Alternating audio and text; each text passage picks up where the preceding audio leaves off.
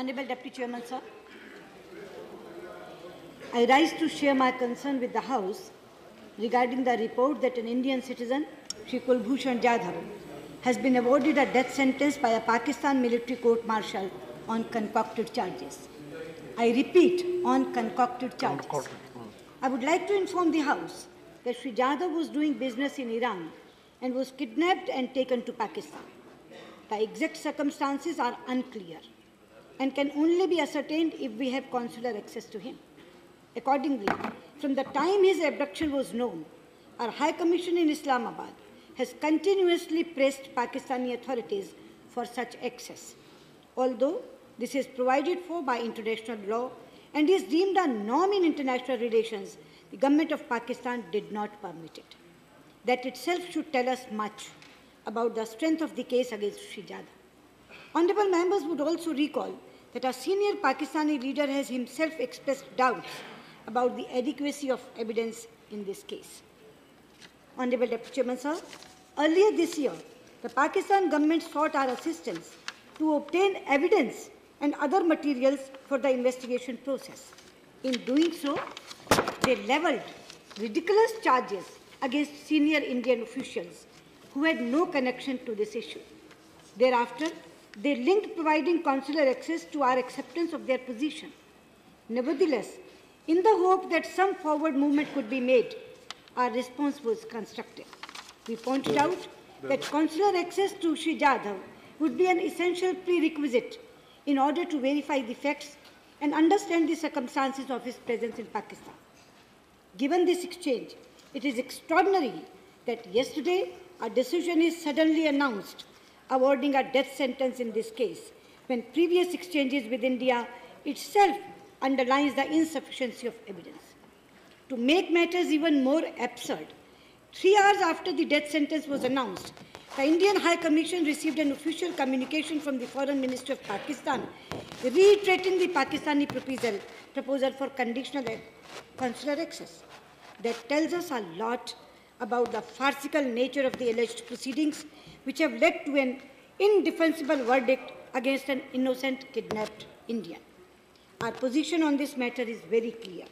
There is no evidence of wrongdoing by Shri Jadhav. If anything, he is the victim of a plan that seeks to cast aspersions on India to deflect international attention from Pakistan's well-known record of sponsoring and supporting terrorism. Under these circumstances, we have no choice but to regard this sentence, if carried out, as an act of premeditated murder.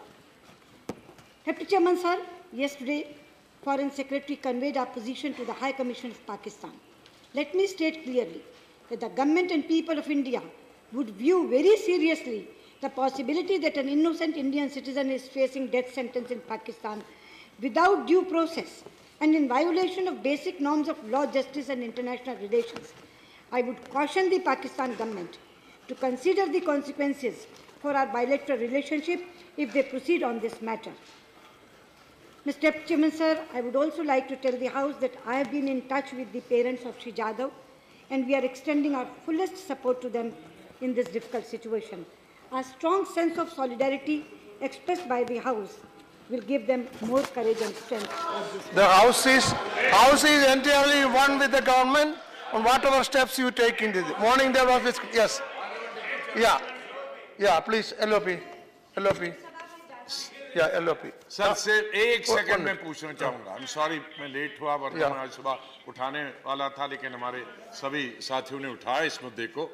Sir ये पूरे देश सरकार और विपक्ष का नहीं है, पूरे भारत का मसला है कि कुलभूषण जाधव जी को जिस तरह से एक सोची समझी स्कीम के तहत इसमें फंसाया गया है, हिंदुस्तान को नीचे दिखाने के लिए और पूरी दुनिया में हमारी छवि को खराब करने के लिए। जो काम पाकिस्तान खुद करता है हमारे देश में, वही इल्जाम हमारे पर लगाने का प्रयास कर रहे हैं। अब जो वहां की फौज ने किया वो तो किया है, लेकिन इसके बाद 2 और मरहले हैं, एक तो सुप्रीम कोर्ट और फिर उसके बाद राष्ट्रपति के पास जाएगा केस। लेकिन सुप्रीम कोर्ट सबसे ज्यादा जरूरी है, तो क्या हमारी सरकार उसमें पूरी मदद करे कि ऐसे वकील उसके पास हों जो सुप्रीम कोर्ट में उसकी वहां की सुप्रीम कोर्ट में उसकी पूरी मदद करें, अदालत में ही हम जीत जाएं। तो मैं अपील करूंगा अपोजिशन की तरफ से, अपनी पार्टी की तरफ से, कि हमारे वकील इतने मजबूत होने चाहिए कि उनका पानी का पानी और दूध का दूध साफ होना चाहिए।